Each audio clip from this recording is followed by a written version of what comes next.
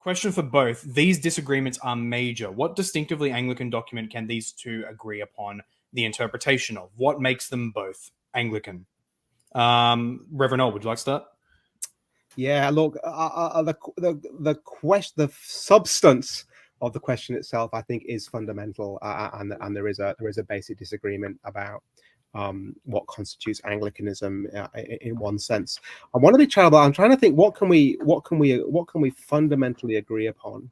I wonder if the point that the questioner is making, which is an important point, is that because of some of our basic assumptions about how things work, we do find ourselves finding it hard to agree on many things, and I think that might be an indication to how deep those distinctions go. That actually it does show that there's fundamentally, at the heart of it is we're debating these things up here, but underneath it there are some sometimes very different assumptions about what's going on, and I think that question sort of unroots it.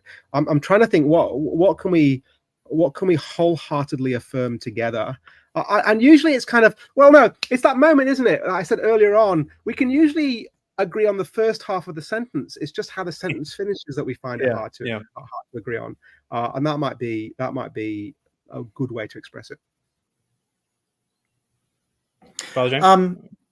Yeah, I'm not sure what else to add. So for me, I don't look at Anglicanism as an ecclesiastical term, in so much as I think of it as an historical term, right?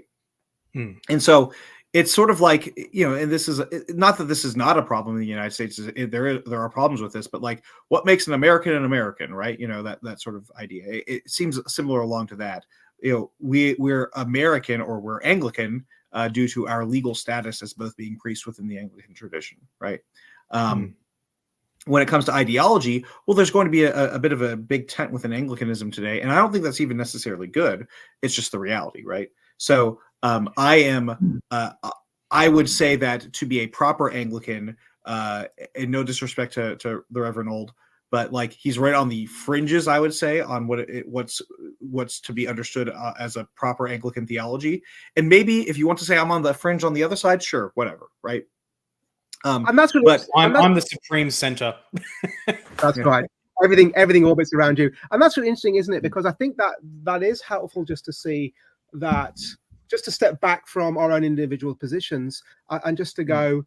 Often we are very, very shaped by the traditions that we're in, and how they've been formed, and so the pool that James is swimming in, it just feels like he's the sun in his heliocentricity, right?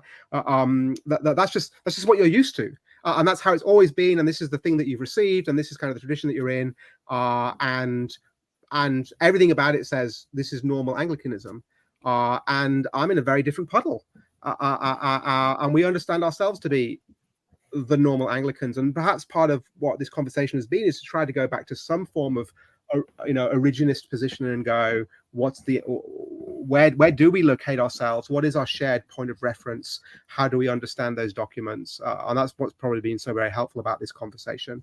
Let me add that I did have a lot of experience with the sort of more reformed and low church and charismatic even type of Anglicanism. I went to Trinity School for Ministry, so they're not known as the harsh Anglo-Catholic rigorists there, exactly. So yeah, almost. Although maybe Sydney would consider them too Anglo-Catholic, because they everything's too Anglo-Catholic compared to Sydney, right? Yeah. May that one day the change. Baptists are too Anglo-Catholic for it now. But with that, I'd actually like to add my own input. So I think, unfortunately, a lot of these discussions, whether it's from Romanists or Easterners or from more Anglo-Catholic minded people, or even just lay Protestants, quote unquote, everyone knows my hate for that word, who are just genuinely concerned about this, where they point to, but there's disagreements of interpretation on important things. How do you guys reconcile? Where's the standard to decide the difference, or what have you?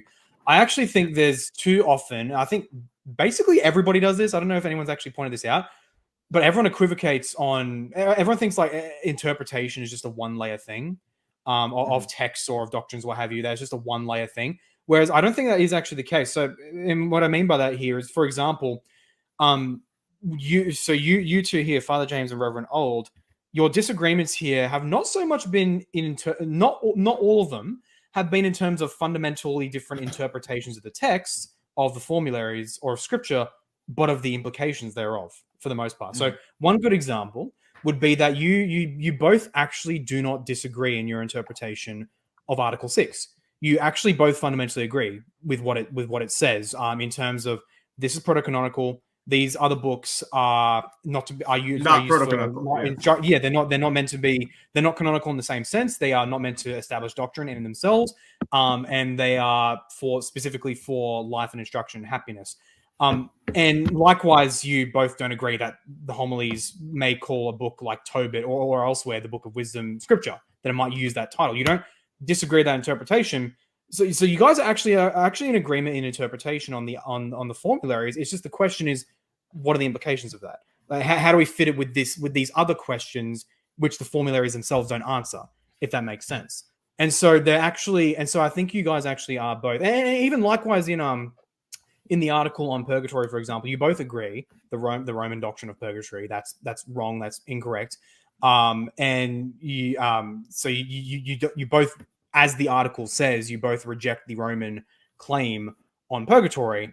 But then you come to other questions which are not so much actually answered by those articles directly. You may argue that this is the implications of this is the implications of that, but nonetheless, you're actually still in agreement together on what the article actually directly says, if that makes sense.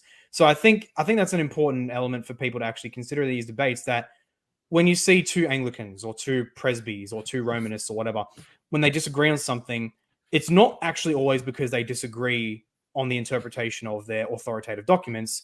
It can often just be because they disagree on the implications of that. And that points to, as Reverend Ould pointed out earlier, that points to more deeper fundamental worldview points that can inform what you draw out from that. Something which is common to all communions. We can see that in the great controversies in every communion now. So I hope that makes sense. And yeah, so that's kind of my take with that.